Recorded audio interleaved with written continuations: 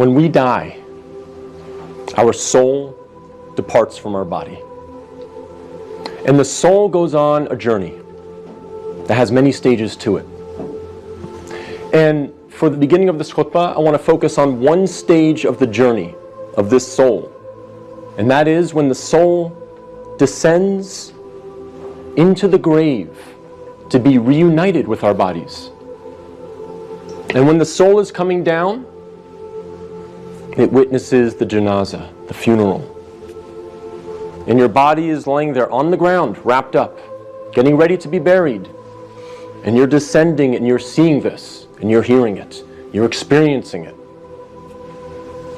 And when the people then take your body and place it in the grave, your soul descends in there, into the grave, to be reunited with your body. And then your loved ones, your friends who were there at your janazah, they will start shoveling dirt, start picking up dirt with their hands and placing it in the grave, throwing it on top of you, and you will feel it fall on top of you. And they will do this until you are completely covered up. And you will be there in the grave, covered up, and you will have consciousness. You will be alive. Not physically, obviously, but your soul will experience this. And then after your family makes some du'as, and they say some nice, kind words about you, they'll walk away, they'll leave.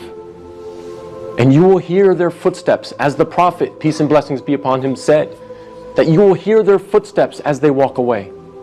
And you will be there alone, in the grave, by yourself. Darkness, silence.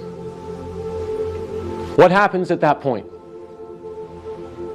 Two angels come to you, Munkar and Nakir. And they ask you three questions. Perhaps the most important questions you will ever be asked, and the three most important questions you will ever answer. And those questions are, what is your deen? Translated as, what is your way of life or your religion? Who is your prophet? And who is your Lord? Not necessarily in that order, but those are the three questions. And if you answer these questions correctly, all three of them, your stay in the grave will be one of peace. You'll have peace. You'll have pleasure. Until the day of judgment, when the horn is sounded, and you are raised up out of your grave. So during that time, if you answer these questions correctly, you will have peace. But if you don't answer these questions correctly, all three of them, your stay in the grave will be full of pain. So we must answer these questions correctly. But here's the problem. A lot of us say to ourselves at this point, I'm good, because I'm a Muslim.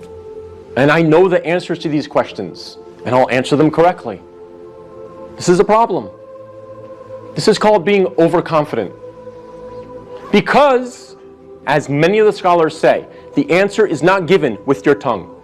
The answer is not given with your brain. The answer is given with your heart. What is in your heart will come out at that moment.